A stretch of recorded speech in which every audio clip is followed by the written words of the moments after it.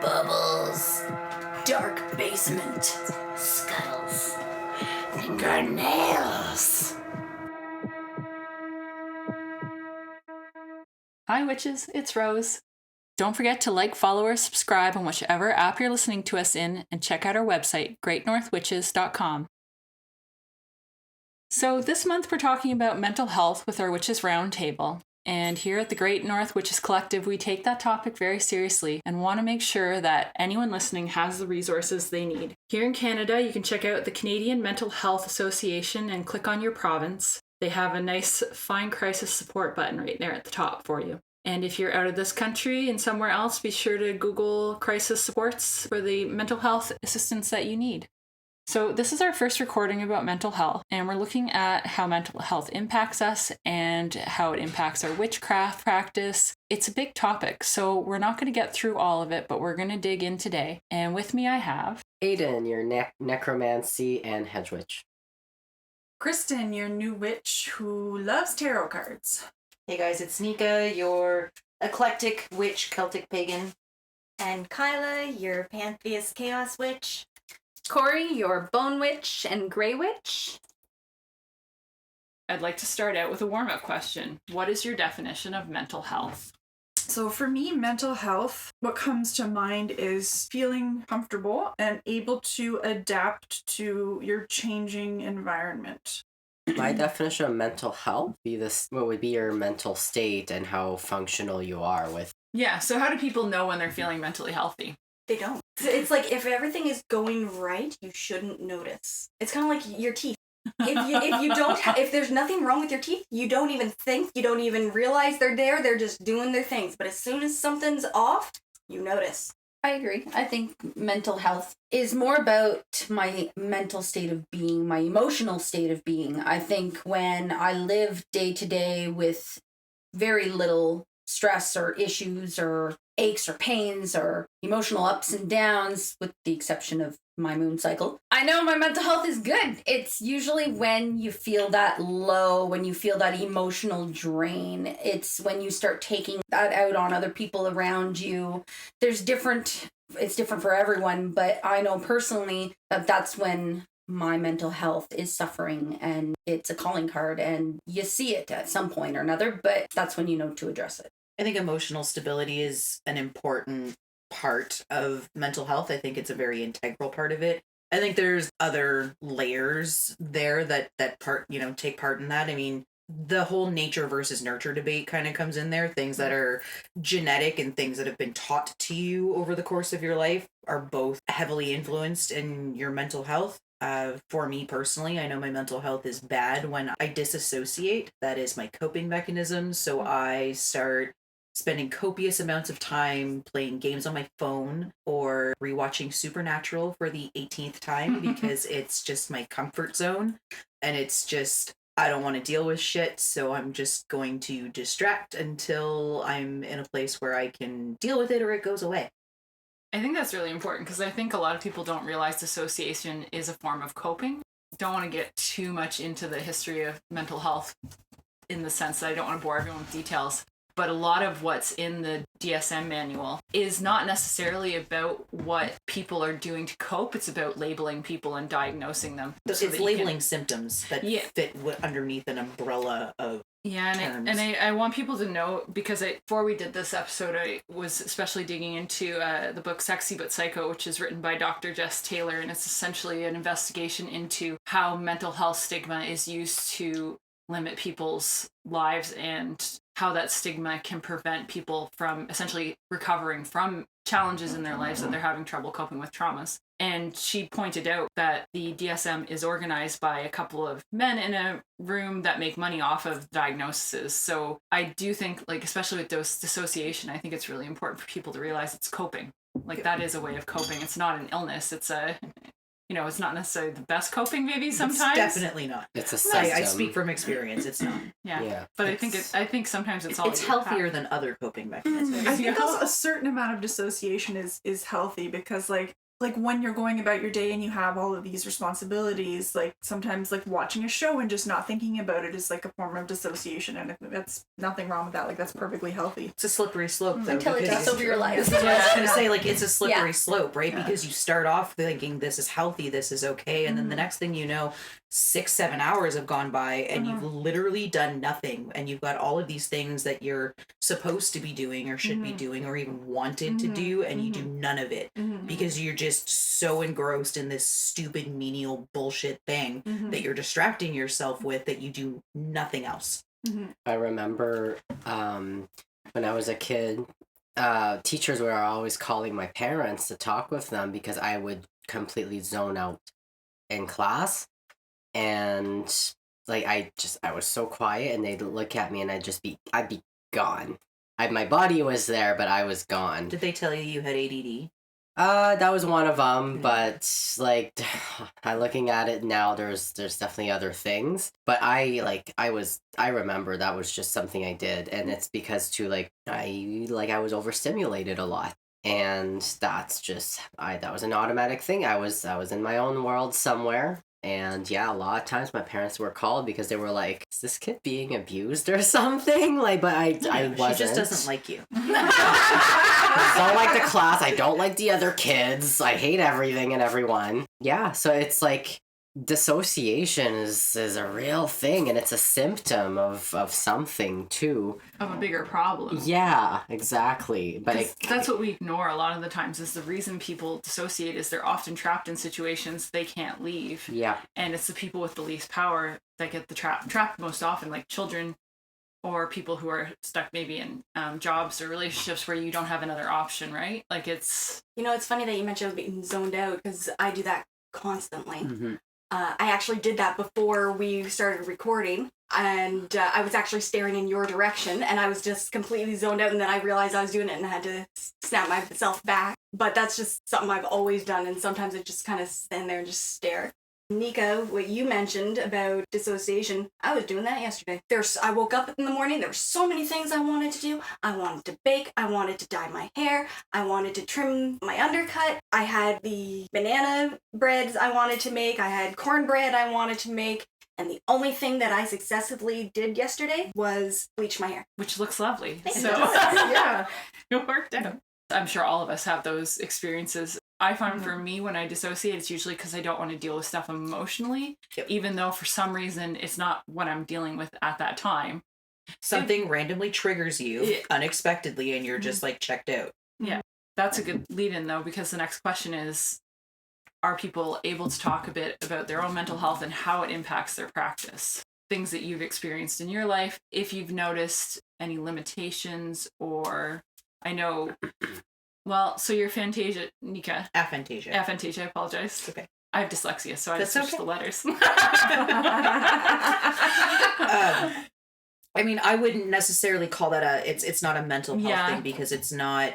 I mean, so aphantasia is the inability to visualize. So that's more along the lines of like an autism, like a born... Yeah, like it's just Yeah. born that way. I mean, I didn't even realize it was a thing that was different from the norm until I started practicing witchcraft, and I was trying so hard to meditate. And I mean, you get all these guided meditations, and they're basically telling you to daydream walking into a forest or into a meadow or into a whatever, and you're seeing all of these things. And I mean, and for me, when you start telling me to picture these things, I have this inner monologue that goes on. I mean, and I can, without seeing it physically, I could give you all the details of my forest or my meadow or my house or whatever. They're there. I just can't see them. So I can explain to you exactly what these trees look like. And that's what the monologue is in my head. So then I start going through this monologue in my head, and I'm no longer listening to this guided meditation. And then all of a sudden they're in a clearing talking to some like horned god. And I'm like, wait a minute, what the fuck's going on? And I didn't understand. I'm like, I don't understand why I'm having so much difficulty with this. How the fuck do people do this? And I started looking into like, why can't I meditate? And it was like one of the first things that popped up was just like, oh, you might have aphantasia. What the fuck is that? But I find that related to mental health too, that's part of the challenge for me in my own journey, is finding out the things that, quote, are wrong. I don't want to say the word wrong. I want to say different. your things that are your coping skills that are not what you should be doing or are not the healthiest. It's like you don't even know you have them until you find out you have them, and then you're like, and then I started like asking people about this, and I mean, and the way that I started asking, I literally just started messaging people and being like, okay, I need you to do me a favor. I need you to do me a favor. I want you to close your eyes and I want you to picture an apple in your head. Do you see it? Like, do you actually see that apple there, or are you just explaining to yourself that what it's an there apple looks like and what it looks like? Yeah. And most of the people that I was talking to was just like, no, I can see it. I can see it. And I've got a couple of friends that are like actually the polar opposite, which is hyperphantasia, which is they can like daydreamers. Well, with hyperphantasia, so like when you visualize, it is in your head, right? When you have hyperphantasia, you're almost projecting that image externally, and you can almost see it with your eyes open. Like it's like a hyper visualization kind of thing, which seems even more foreign to me. Okay, apparently Corey's got hyperphantasia. Really? Well, when you were describing the forest, I'm sitting here with my eyes open, actually visualizing the forest, and I can actually see it. Yeah. As you're speaking it and describing it to me, I could visually see it, but it's like zoning out in that moment. But you can see it with your eyes open. Yeah. So here's my question, Aiden. Can you do that too? Because I'm wondering, because you both have the ability to interact with spirits. Yeah. Which So as a kid, I could just literally come up. Teachers would ask me, "Where's your reference image for your drawing?" Nothing. It's from my head, and they're like, "No, like you must have looked at something." No, this is literally what was in my head that my head compiled, and here it is. And and it's very vivid. Like it's very like I can like you zone out with my eyes open. I'm not seeing you anymore. Nope. I'm seeing what's in my head. That's right. And I'm there. Yep. So it's like And see, I'm funny. I think I'm more like Nika. I actually can't see anything. And I as catch the an odd artist, I catch the odd color weird. sometimes, and that's about it. Like like when you like stare at the sun or whatever, and you close your eyes and you get there's a The word. fiery circle. Yeah, there's a word. the after image or The after image or whatever. Like I can get that sometimes, but that's about it for me for anything. Like I close my eyes and it's dark. There's nothing there. There's no pictures or anything. It's something that I've struggled with though with my craft, because every fucking witchcraft book you read, every single one, man, it drives me fucking crazy. They want you to sit and they want you to visualize before you do this spell, or if they're doing a meditation, they want you to visualize it. And like on the meditation side, it really kills me because like this whole visualizing while you're meditating is a very Western New Age kind of thing. Meditation is not supposed to be about daydreaming specific situations. Meditation is supposed to be about mindfulness. It's supposed to be about focusing on your breath, focusing on the sensations that you are currently feeling in your body in that present moment, and grounding and centering yourself in that moment through those things that you're currently feeling and experiencing. It's got nothing to do with visualization, but it's everywhere in witchcraft. And I can't do that either. Can't do what? Just like focusing- guided meditation. Yeah, but Yeah. just I cannot visualize, nor can I actually concentrate on just your It breathing. takes and a stuff like lot that. of practice. It's hard because My brain doesn't turn off. because of the way our society and our world works. Pulling yourself into that singular moment is actually really, really difficult. It's funny, Jason Miller in his Financial Sorcery book did the best explanation of meditation I've ever read in my life, because this is what you're supposed to be doing, right? You're supposed to be, focusing on your breath or whatever. It's okay to get distracted. You're supposed to get distracted. That's how your brain works. The moment you realize you're distracted and you pull yourself back, that's what meditating is. Meditating is pulling yourself back to, okay, this is my breath. This is the cycle of my breathing that I'm doing. And you're going to get but the more you bring yourself back, the better you're going to get at it, the longer the periods are going to be that you go without getting distracted. And then when you're not meditating, it's actually going to help you stay more focused on the tasks that you're doing. Yeah, because I definitely struggle with meditation. I have a hard time grounding myself, which as an empath, it's very important to be able to ground yourself, and I really struggle with that. Like you, Rose, I have mild You have high functioning autism.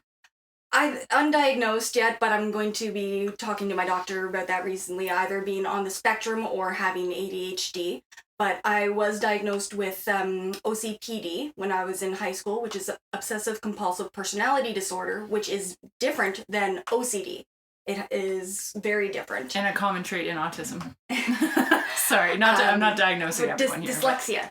I have Yeah. a mild case of dyslexia as well. I have a tendency of reading things backwards or reading things that aren't there because my brain is going a little too fast and it's like, no, read what's there, not what you think is there. Or when I worked in retail, I would read the last two numbers backwards whenever I would say, this is your total. So it has made things very difficult to be able to ground, to meditate, to focus. That's one of the reasons why when I found chaos magic, it kind of worked a lot easier with me because I didn't have that structured of this is what you're supposed to do, this is what you're supposed to experience. I just kind of went with the flow of me doing things.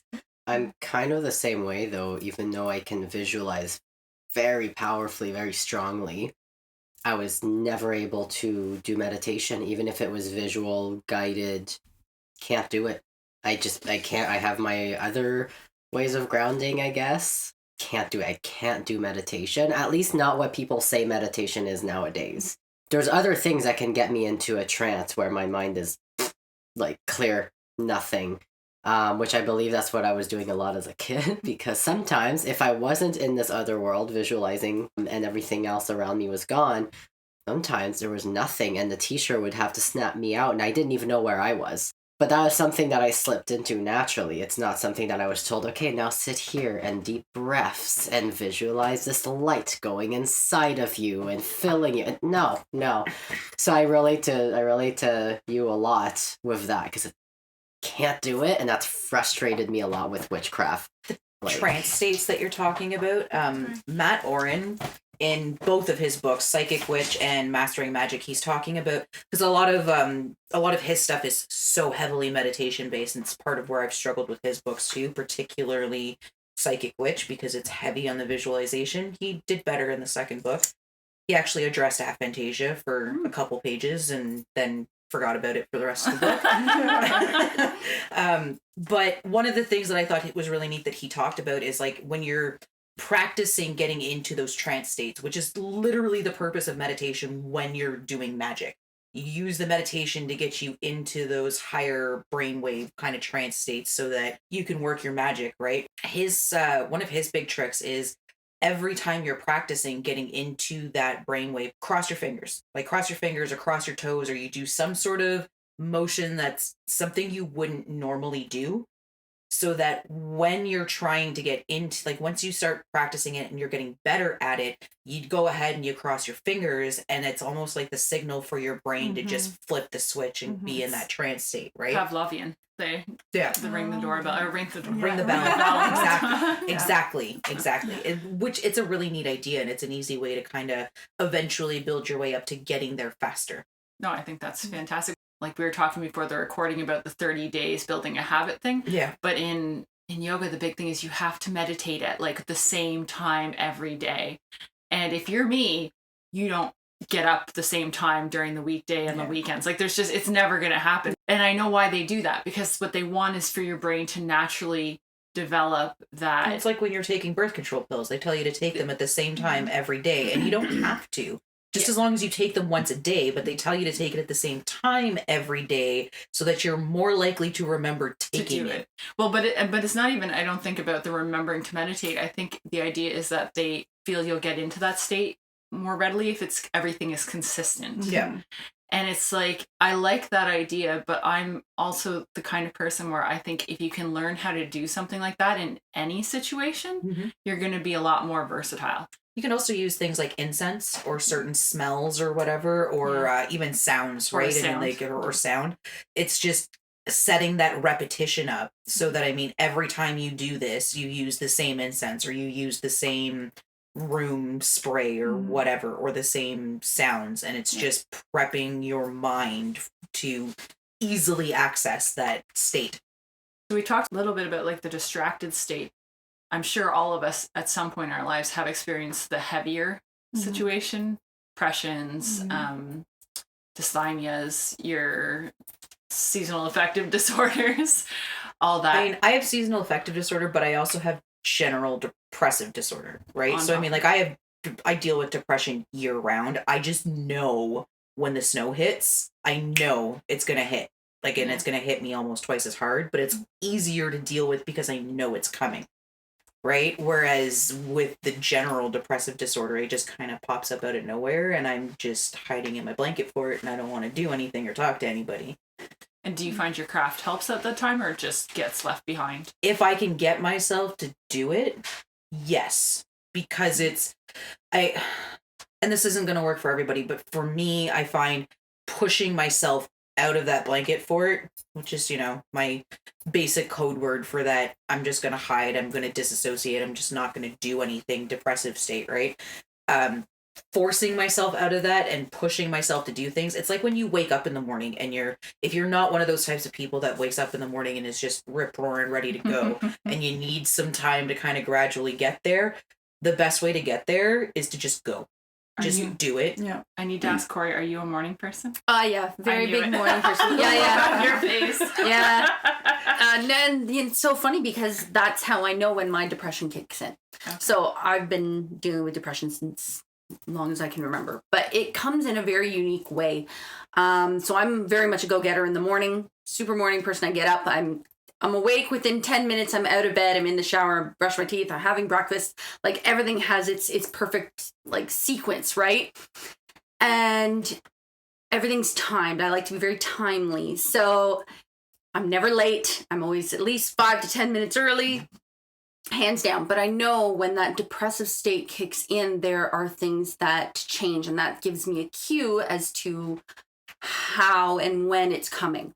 So it's like my body gives me heads up, and then I know I have to take it upon myself to assess the situation and figure out the best way to deal with it. So I, at least, unlike a lot of people, they don't know it's coming, it hits them, and then they can't get out of that rut. I'm lucky. I know when it's coming, and I'm able to dig myself out of it pretty quickly. What are your coping? What's the digging out? The digging out would be, well, the signals is I don't want to get up and shower in the morning. And it's so funny because I like having a shower first thing in the morning. It wakes me up, and then I go, no, I don't want to brush my teeth. I don't want to have a shower. I don't want to wash my hair. I don't want to wear my jewelry. I don't want to wear makeup. I don't want to take care of myself in any way. That's usually my first signs, and I'm very aesthetic, and that's my job in the real world. So it's definitely an eye opener when you wake up and these things are the first things that hit your brain. You don't want to get out of bed. You want to lay there. You don't want to eat. These things happen and you're like, okay, I see it. I'm becoming cranky. I'm taking it out on people. The way I dig myself out is usually I take a little bit of time for myself to kind of disconnect from everything.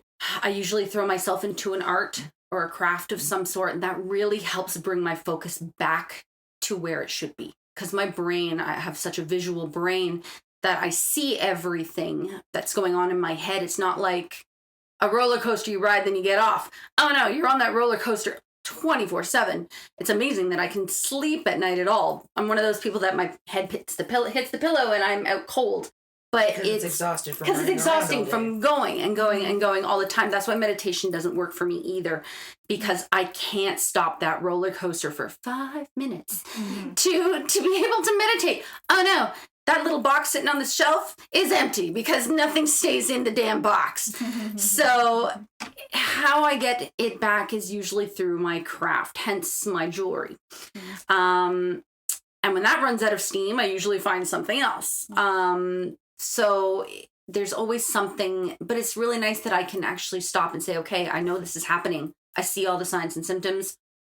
Let's bring it back. Let's draw it all back in here and kind of cope with it. And then I'm good for 6 months to a year before it starts again. It was interesting because you pointed out the I don't want, like what I call the I don't want to's, or Mhm. the rebellious feeling. Mm-hmm. From a spiritual point of view, I often think about depression as possibly a denial of our need to slow down and our need to like turn inwards, or essentially like the plant grows and then drops fruit and then it goes back in to the ground, right? And so to me, that's exactly what that sounds like. I don't want to push myself. I don't want to try hard all the time. I don't want to. Yeah, it often, I mean, and like you said, I mean, if for most people, especially with depressive disorders, it more often than not shows up in ways of, I don't want to take care of myself. That was the big thing that you said. I mean, whether that's showering, eating, sleeping, because I mean, sometimes like with depression, you either oversleep because you just don't want to do anything, or you never sleep, which is almost worse. Yeah, I would say. It's definitely worse, particularly if you end up with a bout of anxiety in there with that, and then you're just up all night thinking about all the shit that could happen. Well, thank God I don't. Yeah, Right? I don't have to deal with that. Sleep is never an issue. Right? One of the things with Corey and I we're so similar, but yet we're so opposite because I am not a morning person. I am actually very crabby and cranky and bitter in the morning, and I'm not a kind of person you want to be around until I'm awake. Caffeinated. One of my coworkers, she likes to tell me how funny I am, because it's like I am not the same person at the start of our shift as I am halfway through our shift. She's like, you're so quiet and reserved in the mornings, and then by the afternoon you're your regular bubbly self. I don't really, I mean, I get depressed just like everyone does, but I don't believe I suffer from depression, but I do suffer from anxiety, which again is a bit more opposite of Corey, where she has the depression, I have the anxiety. I sometimes get the paralysis, where it's like I sit there and I can't do anything. I want to do things, but I just can't bring myself to do them. And I end up just either sitting there and zoning out and constantly thinking of all the things I want to do and I need to do, but I cannot physically get up to do it. I have my art as an outlet as well, but I have so many different hobbies where I just go from one to the next, and there's always something going. It's not just when I need it, I go to it. I am always doing it because I always need that de-stressing coping mechanism of creating something, because it's basically pulling the stress from my body and into my artwork. So it's always going from one thing to the next. I find when I have depression, anxiety, I've definitely got some stuff that's been going on since I was a kid. When I get I think I just feel it in my body, like my brain, because I've been through a lot. Like as a kid, there was trauma, and then growing up, there was trauma, and I just got so used to living with the feeling of like you get so used to living in the state of fight or flight that just becomes your normal, and then all of a sudden your body is just like falling apart. I think that's where that's when it gets me. That's when I'm just like, oh yeah, fuck, like I've been doing this and this and this, and it puts a lot of stress on your body. Several years back, I was at a point where I could it was hard to get out of bed and hard to move around, and I really had to work hard to get myself back to where I am now. And I find something that de-stresses me is doing physical activity really works. Like whether it's Tai Chi, whether it's walking, whether it's swimming. And that's how I take care of myself and get myself centered again so that I actually can focus. But in terms of mental health and witchcraft, I find I'm a very sensitive person. I have heightened senses. I'm always for sight, I'm always turning the lights down and nobody else can see, but I can. Or I just have heightened senses, so I get overwhelmed quite easy, which is unfortunate because I work in a frontline job where I interact with a lot of people. There's a lot of phone calls, there's a lot of emails. So often at the end of the day, I am just completely drained and exhausted. Just completely I get home and I'm I don't want to talk to anyone or think about anything. And I think it's just working so hard that puts me in that dissociative state, which is unfortunate. And yeah, which is something I need to work on. So I actually have PTSD, and for people who don't know, that's post-traumatic stress disorder. And no, you don't have to go to war to get that. It's actually way more common than people think. Yeah, they're actually a lot of the diagnosis. I won't interrupt your whole story, but a lot of the diagnosis in the DSM are often easily boiled down to trauma, especially with women. They overdiagnose with borderline personality disorder, which is now called God, dissociative identity disorder. Oh, did they? Really? No, that's No. no. no. No, That's- DID used to be multiple. DID Okay. was multiple personalities. Okay. Yeah. DID is the dissociative spectrum, so that's the one where you actually get separate personalities. DID. But borderline personality disorder is That's where right. you do the hot and cold. Yeah. And you often overreact to things. Oh, I too. didn't It's thought like that a- was just my period. I know. And it's like also defined by like a pervasive feeling of abandonment. Yeah. So that, Right. but a lot of it, it's very common for girls that are diagnosed with that to have either been raped or had a traumatic childhood or something like that. So it's like the trauma aspect. It's like, where do we start acknowledging that creates a stress in us if we're afraid of a bad thing happening again, because a bad thing either happened once that was not stopped or was happened enough times that we know no one's there to protect us. Yeah. So sorry to Oh, interrupt. it's okay.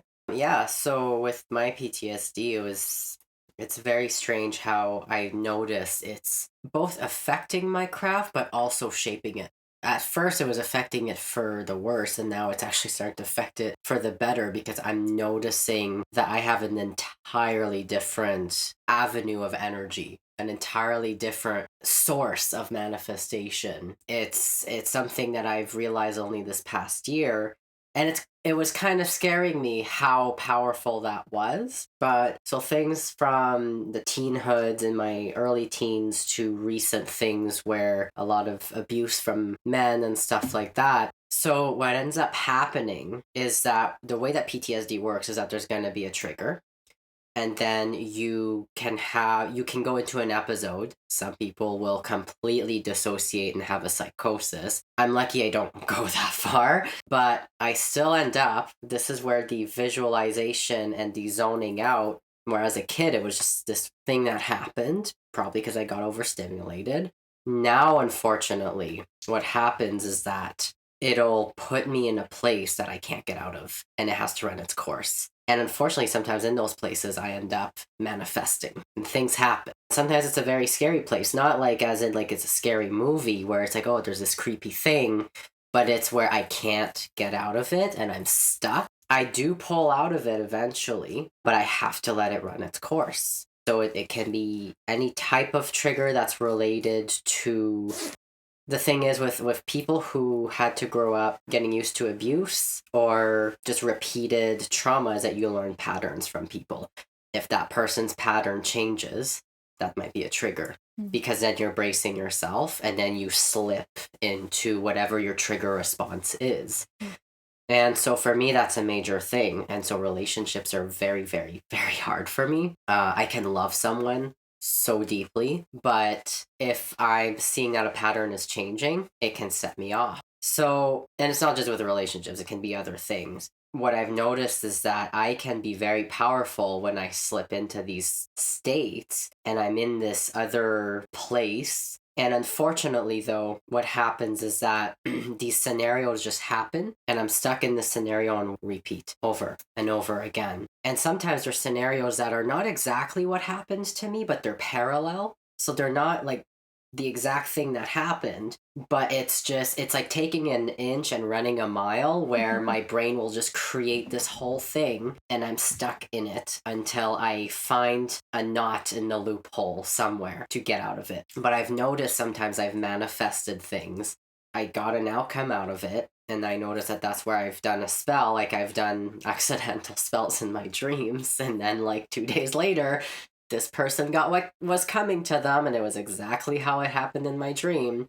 Sometimes it can happen when I'm in those states. That's another thing, though, where I have an issue with these heavy visualizing meditations is because of the PTSD. Unfortunately, now, going into this heavy visual state can often slip me into that negative space. Like I can start a guided meditation where it's like, imagine you're walking into this meadow and this and that, but then out of nowhere, the sky starts to turn dark and I can't stop it. And then the forest starts to become maybe dilapidated cabin or something. And now suddenly I'm in the cabin and now getting that feeling of like whatever feeling is prone to triggering my PTSD episodes. And now I have to face it and I don't have a choice. Have you done any research into astral projection? I did as a child.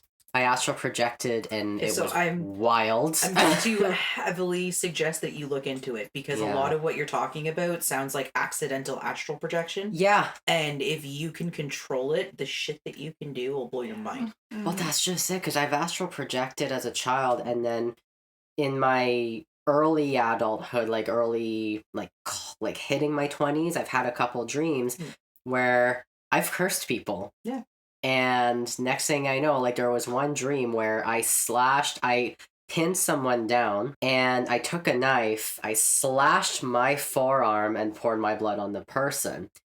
2 days later, I see on Facebook this person had a massive gash. They had to go to the hospital, stitches on their forearm.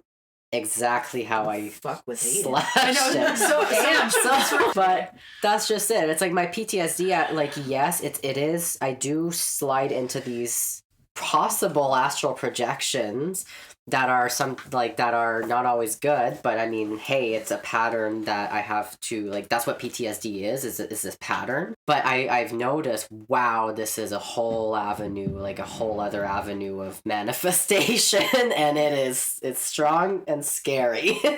I wanted to kind of backtrack a little bit about what you said, Rose, about a emotional defense where you don't allow yourself to be happy. Corey knows this about me as well. It's something that I kind of do to myself often, is I don't allow myself to be in a state of enjoyment and happiness.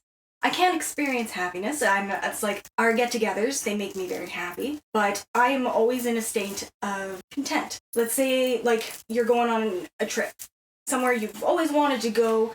It's going to be amazing. You're so happy to go there. Instead of allowing myself to be looking forward to it and being all excited about it, I basically pull myself back to just being, oh yeah, I'm looking forward to doing that. It's going to be fun. Just so in case something happens where I don't get to go or something like that, you're not hitting that crash of disappointment and sadness. So you don't feel a lot of deep sadness, but you also don't feel that bliss of emotional happiness. You're just always kind of in the middle ground, and it is a mental defense mechanism that you kind of put yourself in that bubble. And when you've been doing it for years, it's almost, it feels like it's inescapable.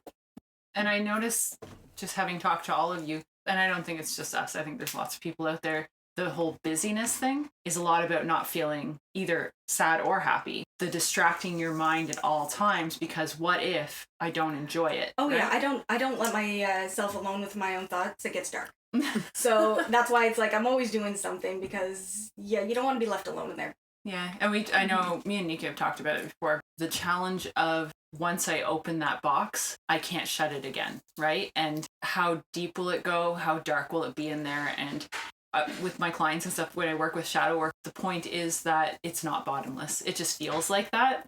And I think it's so hard. The first step in spiritual practices, they talk so much about the dark night of the soul, because it does fucking suck. It sucks. I think that's to one of dig the in. reasons why I shy away from shadow work so much. Though I will tell everybody under the sun, if you will listen to me long enough to go do your shadow work, it's real important. But when it's time for me to do it half the time, I will disassociate so hardcore from that. It's difficult, and it's very mentally it's draining. so scary because you're going to a sometimes. place Like, it where just- where your psyche has already tried to build a barrier. Yeah, and you don't want, and then you're forcing that open, and I'm like, but it's just never gonna go away. It's like, what if I do it wrong? What if I do this shadow work wrong and I make it worse?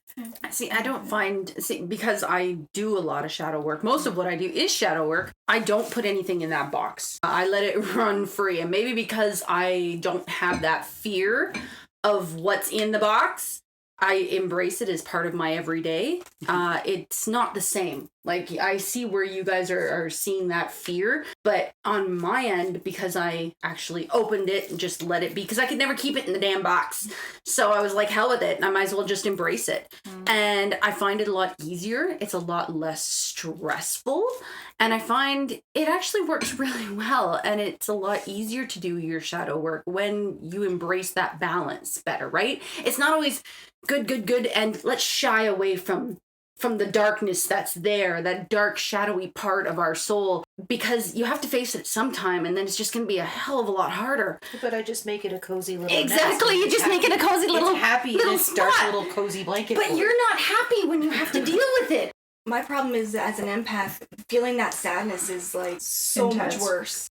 Well, But here's the other challenge, because you've dealt with it all the time, and what I see is that for me, I didn't deal with it all the time because I didn't know I was doing it. Because for most of my life, I had a dissociative disorder, not DID, but I had one that was very strong in the sense that I didn't know I had it. I didn't feel emotions. I didn't hold memories. It was almost nice, except for the fact you start getting health problems. But when I finally realized I had it and had to start digging into the box, the first wave is fucking heavy. So for you, it's like brushing your teeth. Yeah. For them, it's like going on a trek to the promised land. Like, it's right. you're uphill the whole way. So I think that's the challenge, is that people have to decide when it's time. Yeah. And we often talk about in spiritual work that sometimes you have to suffer long enough to decide it's time. And I do know, dealing with people in their 80s and 90s who have chronic health problems, some people never decide it's time. That's what I love about witchcraft, is it does force us to maybe consider digging into the box a little bit, because it impacts your magic. Oh yeah, like I wanted to go back to what Aiden said and then what you just said now. Like you said, like once the cycle starts, you have to go through it. And I've noticed that too with myself. Like depression is a cycle, and I find I've dealt with it for so long, and I've sought counseling for it, and I've been able to talk about it long enough where I observe the signs in myself. I'm like, oh, like my body's really hurting right now. Like, okay, I understand. Like I've done a lot this month. That's probably why. So being able to observe the symptoms that I'm having has been really, really helpful. I did want to get into toxic positivity in witchcraft, because I know this is a trigger. Not trigger. That's the wrong word. It's a trigger for me. It's an annoyance point for a lot of people, and I think it's weird because toxic positivity is 50% what pulls some people. Like, some people are like, that's why I'm here. I love the sparkle magic. And then there's the other people that are like, this is so fucking annoying, when everyone's like, just love and light that shit out of your life. Okay, for me, it's not about annoying. For me, I think heavy emphasis on toxic. It is exceptionally toxic to look at somebody and say your problems are your fault because you haven't been thinking happy enough thoughts. That is the shittiest fucking thing that you can say to somebody that's going through a hard time. It's just like, oh, well, if you think happy thoughts, it'll go away. No, that's not how it, like, that's not always going to work. You can't just, think a happy thought and fly away like fucking Peter Pan. It's like, you want to be like, come back in 10 years, tell me how that worked out for you. Right? Like, People that's with my... depression get that all the time. They're Right. like, I'm depressed. Well, just try being happier. It's like, Right? oh How- yeah, like, how many that's cured times? me. I feel great Right? now. Like, it's like, oh, thanks, I hadn't fucking thought of that, Like, that is my big issue with the whole toxic positivity, love and light, and whatever movement. It's super toxic to look at people and tell them that their problems are their fault because they're not being happy enough. And B, might be my Libra showing, but I think life is about balance. And I think you can't have love and light without dark and destruction and whatever. Like, you have to address both in order to have that So why do you think some people are so attracted to it? denial. Because I have theories, but I'd love to hear what I have people- theories too.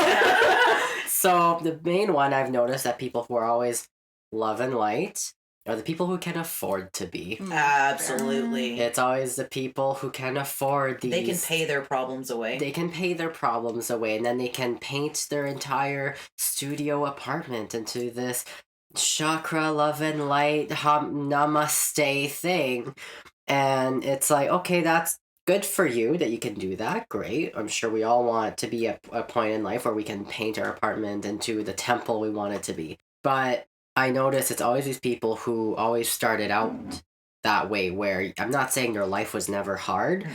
It comes from a place of privilege. Of privilege. They were handed a better deck of cards in life. And so it's very easy for them to just be happy. Just do that. Just manifest happiness. And it's like, well, to manifest happiness, a lot of us have to work hard for it. Doesn't mean that we're not happy, but also they're associating happiness with stress-free life, and they get to be stress-free. The other people I've noticed who are very love and light, are people who have done a lot of psychedelics. But it's all like I've noticed, and a lot of these people are not always. They might be a couple brain cells short. That's just it. That kind of goes back to the old saying, the money can't buy happiness. Like But shit, drugs it can. can. Yeah. And, But drugs can. Yeah. And yeah, so it's like, yeah, the only people who have money to be able to spend like that can say things like that. Because I know it's like, if I had the money to be able to do things like, you know, actually maybe go to the spa or, you know, a little self-care, or have an apartment that, you know, where you don't feel like you're cramped in a closet, Yeah. you know? Or a vehicle where you can actually go, and if you just pick up and go get your groceries. Anyone who flies first class. Anyone who flies first class. They're like, flying's great. I'm like, no, it's really horrible. Can I put out a third theory about the Love and Light crowd? I find that I notice the Love and Light comes mostly from people who have small worlds with very little actual power. And the nice thing about Love and Light is it makes you think you have total control over the outcome. And for people who don't come from easy lives, you know, you don't have control over the outcome. So that's why the Love and Light offends the people who don't have the control. But I do think some people, especially when they first come into witchcraft, will latch on to that because it gives them hope. Because I think a lot of people show up to witchcraft feeling hopeless and really downtrodden. And that's what they want in life. They want that perfect magazine-looking apartment, and you know, that where everything is, you know, perfectly zen. And I mean, who wouldn't want that? But then they go into this going, well, if I do all the spells, then I'm going to get all this. And I always think, I don't know that many really rich witches. Yeah. So I think you're still going to have to live within the reality. Not that you can't flow things in your direction or improve your life or be more in connection with your own spiritual whatever to bring you peace.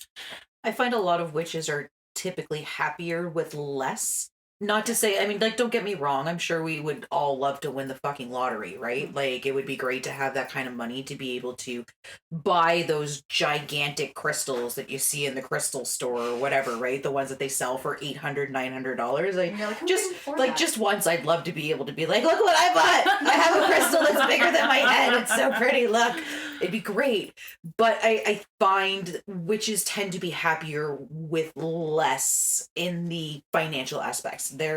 They can make more out of less and make their life better out of less.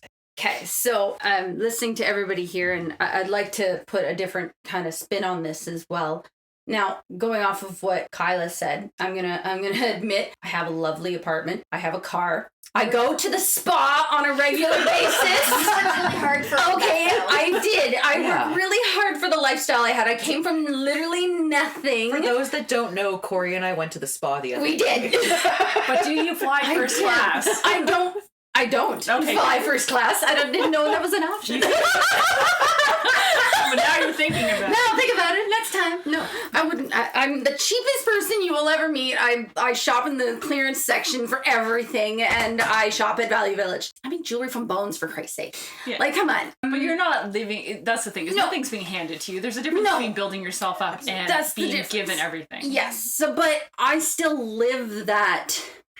If you know me at all, I'm a super positive person. And that's just my personality. And it doesn't have anything to do with the money that I make. And yes, when I started, it was definitely very sparkly. It was very, put up there. And over time, you realize that that's just one aspect of the craft. So not to say that everyone who comes from money is sparkly and that, but I mean, I guess it depends on your situation, I would like to say. Yeah. I think there's also a big difference between being a positive person and being one of these love and light people that are just...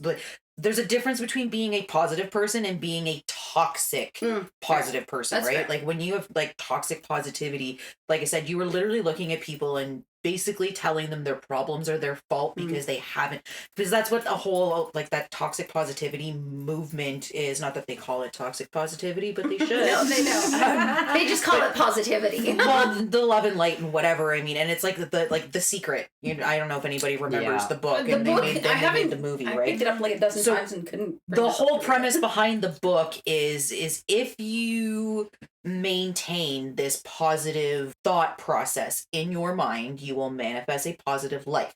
If you think negative thoughts, you will manifest negative things in your life, which is bullshit. fucking horseshit. Thank you. I Don't agree. fucking tell me that because I have an off negative thought or a negative reaction to something somebody else did, that I am manifesting negativity in my life. That's fucking horseshit. No wonder why my brain never wanted to read the book. Right. So I mean, Right? and this is where I'm saying, like, there's a difference between being a person that is positive and just has a natural instinct to look to the bright side of things.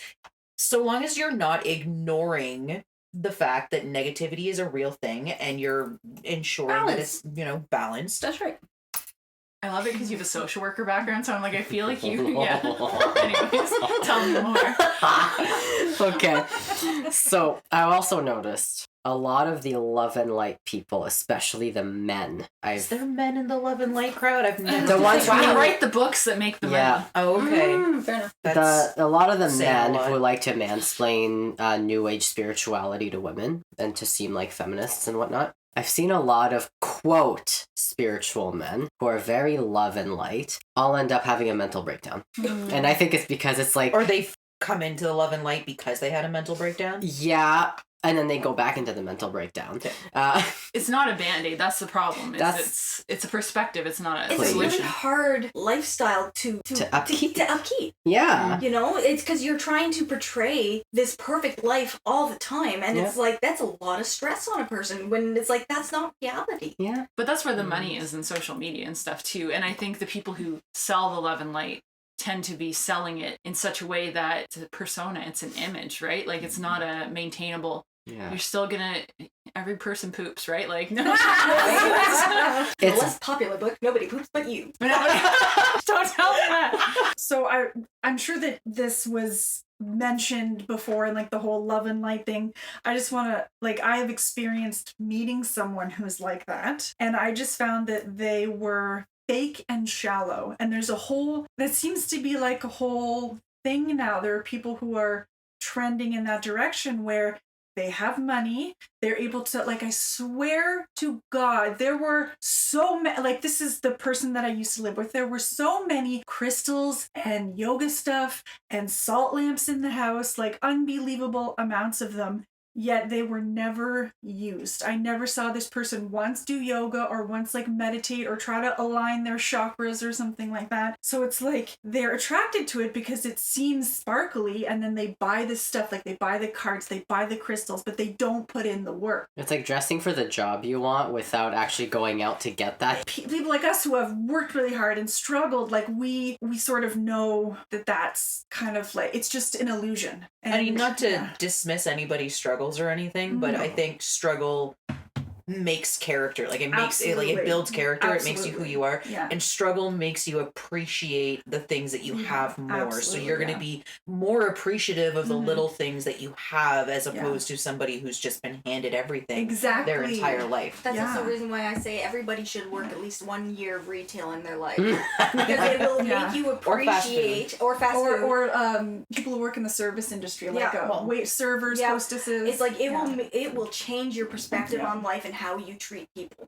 Before I worked in retail, if I knocked a clothing off of a rack, you just keep walking. After working retail, you pick that shit back up And you put should it back fold on. it the way it was. Exactly. Or when you go to when you go out to a restaurant, Mhm. if you've worked in the restaurant industry, when you're done eating your meals, you stack up your Exactly. plates at Tidy the your end of the plates up. table so that it's all easy Yeah. for the waiter to pick them up. Or if you're at a fast food place, you actually throw your fucking garbage in the garbage Yeah. like a real human being. Or you stand up for that poor cashier who's being berated over something that they have no control over. Yeah. Or return your shopping cart back to the Mhm. fucking Yeah. shopping cart corral. Yeah. I kind of want to get into the witch wound. Lately, I've been seeing more about the witch wound, and I've talked before about the father wound and the mother wound and how we carry on these roles in our lives and how they impact how we interact with people. The witch wound is an interesting one because when I heard about it, I could see a lot of these things in our lives that maybe we're not even conscious of. So I grabbed Jessica De Silva's, her website, jessicadesilva.com. I grabbed her definition. There's a bunch of different ones. But common signs that you carry the witch wound would be hiding who you are, people-pleasing, poor boundaries, and perfectionism. Feeling the need to choose between safety or resources instead of your own happiness. Fearing success because it might draw too much attention or harm. and distrusting your intuition or inner voice. Okay, but where does the witch wound come from? The witch, so often when we talk about these wounds, they're either passed down by society or they're passed down through the collective consciousness. Okay. So for women, we carry the societal expectation that we're not going to make as much noise, that we're not going to put ourselves first. So that would be kind of related to the mother wound. Like, you know how we talked during Christmas about the mom who never sits down to eat the meal.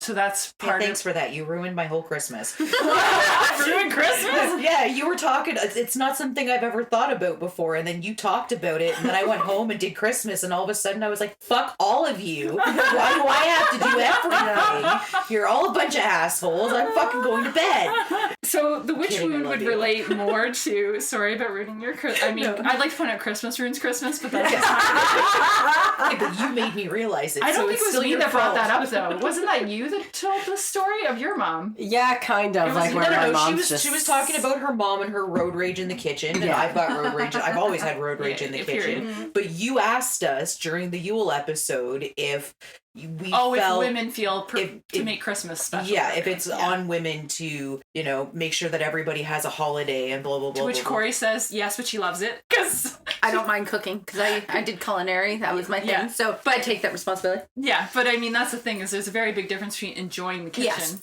No. and Well, not for me, enjoying and for me, it was more than the kitchen. For me, it was like literally Christmas, everything, Like the stockings, like the presents, everything. So the I mean, like everything. I yeah. had to. Not only did I have to pick whatever, like I had to chase everybody down for their Christmas list, figure out what we were buying them for their gifts, and then I had to buy them, and then I had to wrap them. Don't get me into Then I had that. to clean the house, and then I had to Idiot. then I had to get the tree, then I had to know. decorate the tree, and then I had to clean my house again when I took it down because we got a real tree and that fucker was dead now.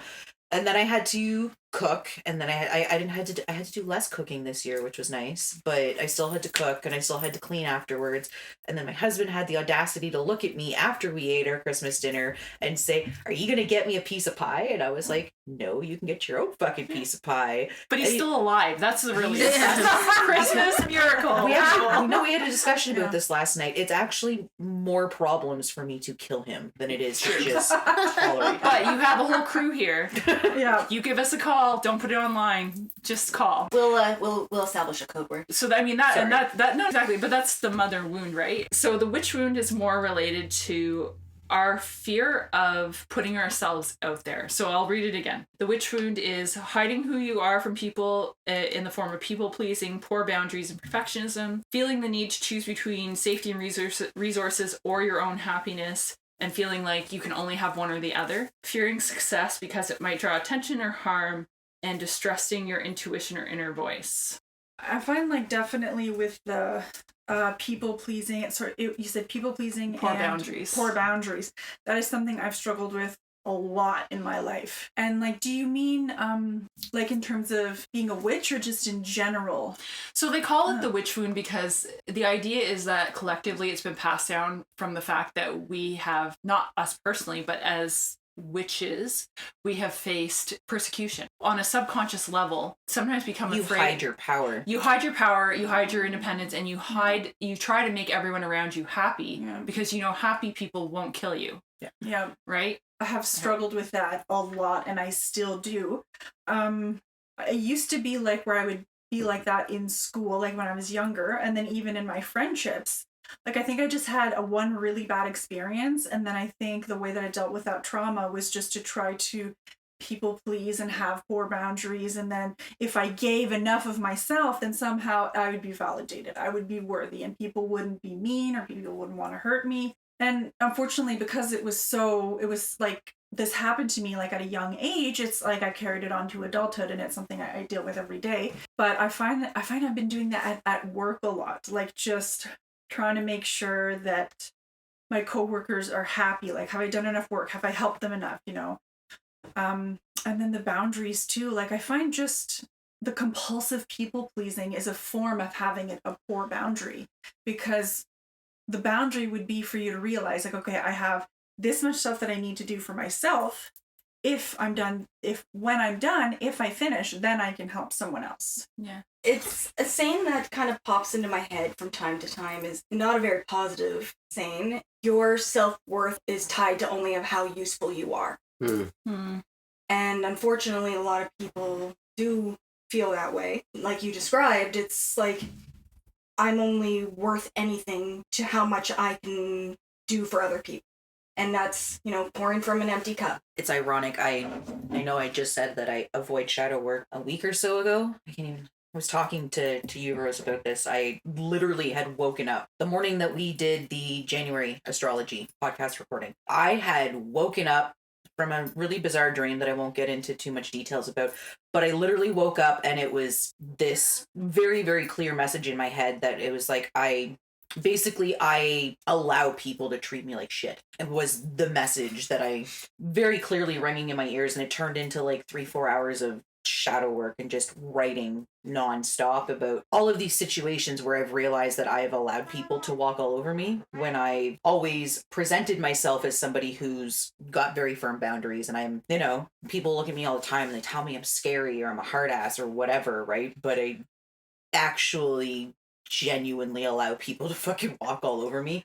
And it's something that I'm currently drastically working on. I mean, I have an issue with a friend right now. You guys are all aware of this situation that I'm working on with this, because I can't allow this to continue happening in my life.